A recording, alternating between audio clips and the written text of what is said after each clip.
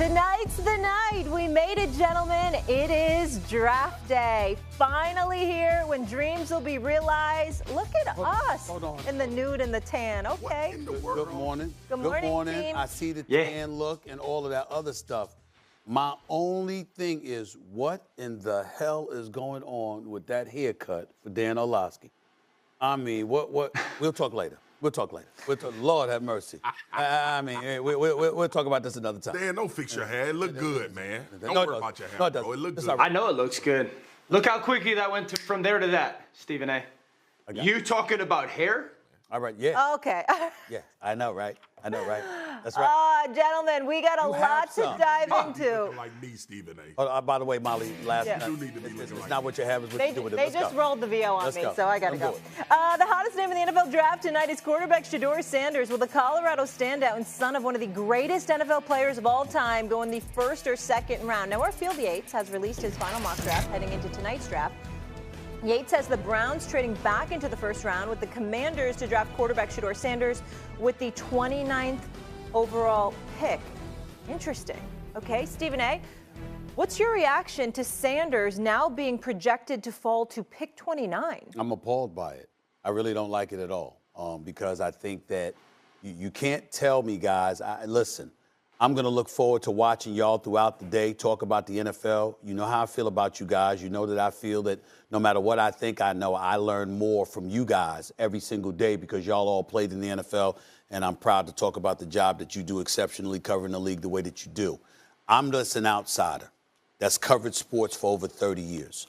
And I don't like the fact that I'm looking at a guy that has gone from speculation about being the number 1 overall pick between him and Cam Ward to being maybe the number 3 pick to the New York Giants, to being the number 6 pick of the Las Vegas Raiders, to being number 9 for the New Orleans Saints, to dropping down to 21 at the Pittsburgh Steelers, to going into mock drafts where he's going to be 29th, whether it's Mel Kiper Jr. or somebody else saying it. Okay, not that he deserves it, but they're saying that's what's projected. I'm trying to figure out what the hell is this precipitous drop all about. That's my problem. And I understand, Dan, I've listened to you on countless occasions really break down, adroitly I might add, what his strengths are and his weaknesses. From a football perspective, I understand that. But we know how important the quarterback position is. We know this brother can play. We know about whether he doesn't have the greatest motor or the greatest arm. The accuracy is there. The poise is there. The pedigree is there. We see all of these things along with his skill set and what he's been able to do on a collegiate level. And here we are now wondering whether or not this guy's going to be a second-round pick. I find this very appalling and very alarming and very disturbing. That's where I come from. Dan? Well, Stephen A., the fact of the matter is, like, we can – I'm with you. I trust Dan in evaluating these quarterbacks more than anybody that I see on TV because I know the type of work that he puts in, and I've heard the things that he said about Shedeur. But we got to stop, and I'm not talking about us. We got to stop, like, maneuvering around this conversation. A part of it is because Shedeur is Deion Sanders' son. Right. That's one part of it. The other part of it is because Shedeur has this quote-unquote ego or self-confidence. I addressed that on First Take. Me and Dan talked about it all the time. Years ago, Dan and I had a conversation. I want my QB to have a little boo'boo in their neck. Y'all know what that means. I want them to be a little bit over self-confident. I want them to have that type of cachet.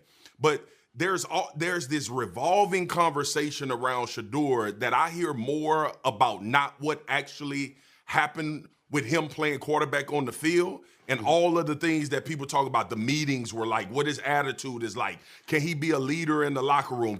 I never saw any of those issues when he was at Jackson State or the University of Colorado.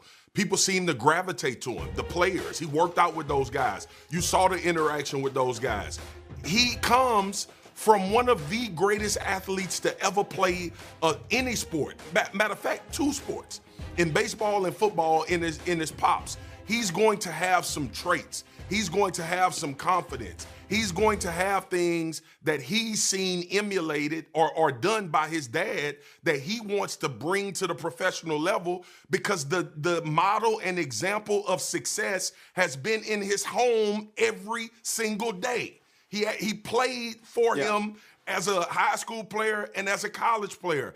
I just get frustrated. Look, if you don't think Shedeur Sanders is good enough to be the third or the sixth or the ninth pick, so be it. It happens to every player in the draft. We have guys days before the draft move down. We have guys shoot up the board. This is not an anomaly with guys dancing around. I just don't want Shedeur Sanders to pay for the fact that he's Deion Sanders' son and people are attributing his confidence and the things that he brings to a team and an organization to knock him down to being the 29th pick. Evaluate the film, talk to the people that played with him, and then make your assumptions about what he can do as a quarterback. Because I haven't seen anything, Dan, on tape that tells me in this particular draft. Now, we were talking about 4 quarterbacks that we all had first-round grades on, and they were going to go before Shedeur. That's different. I haven't seen enough in this draft for the positional value for him not to be taken in the first round. Dan? Okay, so a couple things here. First of all, I think Shedeur is going to go 21 to the Steelers tonight. Everything that you hear is that there's people in their building that are very important decision makers that really like Shedeur. So I do think he goes 21. Marcus, I got to push back onto because you just waxed for 60 seconds about how the pedigree and where he comes from and being Deion's son and all the positives come from that or that have been kind of shined on him. But then in the same breath say, I don't want him to be penalized for being Deion's son. We can't have it both ways. If we're going to laud praise on him for being Deion's son and the understanding and the pedigree that Stephen A. brought up and the characteristics and how he's been molded because of his father, and those are all things that have been benefits to him and that will probably be in the NFL, we can't sit there and say, well, it's held against him as well. Because while his dad was one of the greatest ever, Shedeur's not that right now physically. He's not this remarkable, rare, unbelievable unicorn athlete. And so here's my thing with the late first-round quarterbacks. Marcus, you heard me say this yesterday. Stephen A., remember a couple years ago where Green Bay traded up into the back end of the first round and selected Jordan Love? Right. They did that because Jordan Love has got uncoachable physical traits. Okay? A couple years ago, the Baltimore Ravens did it with Lamar Jackson. Uncoachable physical traits. And so the guys that have been teams have gone back into the first round, they've traded for it and selected them at quarterback that have worked out, they've had those uncoachable physical traits. Player like a Brandon Weeden or a Kenny Pickett, teams that did that, not to knock them, but they don't have that. And I think that's where teams are with Shedeur. Is like good player, but what's uncoachable about his game? But here's where the conversation gets real and somewhat uncomfortable, but you two are both ideally placed to answer this question. What I brought up about Deion Sanders and his character, we are talking about one of the greatest athletes to have ever lived. We're talking about a 2-time Super Bowl champion. We're talking about the greatest cornerback in history who has gone on to the coaching ranks and has proven to be one of the great minds in football. Now, we saw him in television doing